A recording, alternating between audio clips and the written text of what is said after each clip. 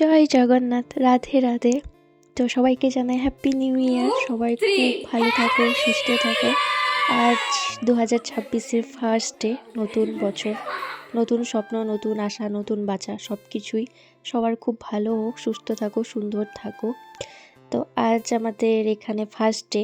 কালকেই আমরা এসেছি, মানে আজকে সকালবেলায় আমরা পৌঁছেছি। কাল আমরা বাড়ি থেকে বেরিয়েছিলাম, মানে গতকাল আমরা বাড়ি থেকে বেরিয়েছিলাম, আজ আমরা পৌঁছেছি।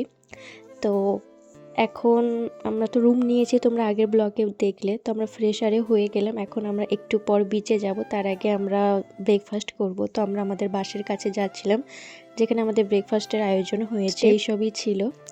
আমরা খেয়ে নিলাম, এবার আমরা সবাই একসাথে যাব আর কি।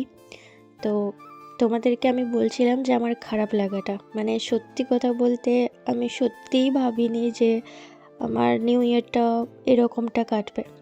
তোমাদের সাথে আগেই শেয়ার করেছিলাম যে আমার 2025টা ঠিক কতখানি খারাপ গিয়েছে, আমার সত্যি কত খারাপ গিয়েছিল। কিন্তু কি করব, ওই যে কথাই আছে না, শুধু বছরই পাল্টাবে, ভাগ্য জীবন কিছুই কিন্তু পাল্টায় না, সব ওই একই জায়গাতেই থাকে।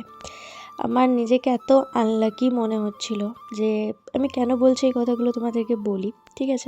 অনেস্ট আমার এক্সপিরিয়েন্স। আমার খুব ইচ্ছে ছিল, আমি খুব এক্সাইটেড ছিলাম, আমার খুব খুব ভালো লাগা ছিল যে আমি এত দিন পরে এরকম একটা সুন্দর জায়গা যাব, তারপর সব বন্ধু বান্ধবীদের সাথে খুব মজা হবে, অনেক কিছু ভেবেছিলাম।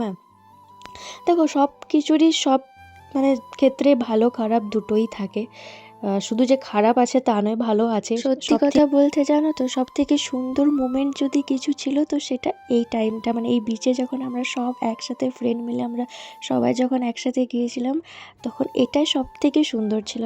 ব্যাস এটাই যা আর কি। আর এই তো খুশবু রানী, আর এখানে জলটা যা নোনা, বাপরে, পুরো চোখে মুখে চলে গেলে এত জ্বালা করছিল যে কিছু বলার নেই।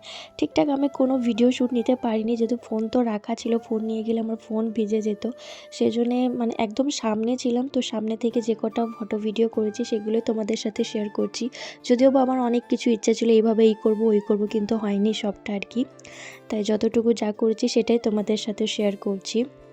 আর এগুলো সব একটা আমার দাদা ভিডিও করে দিয়েছিল, মানে ক্লাসেরই এক সিনিয়র দাদা। তো এই দাদা ভিডিও করেছিল সেগুলোই আর কি।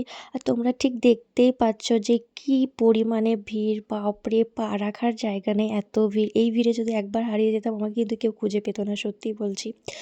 তো আমি নিজেকে আনলাকি কেন বলছি, সেটা হচ্ছে এই কারণ যে আমি জগন্নাথ দেবের দর্শন করতে পারিনি। এবার কেন, সেটা তোমাদেরকে আমি পরের ব্লগে বলবো, অলরেডি ব্লগটা অনেক বড় হয়ে যাচ্ছে।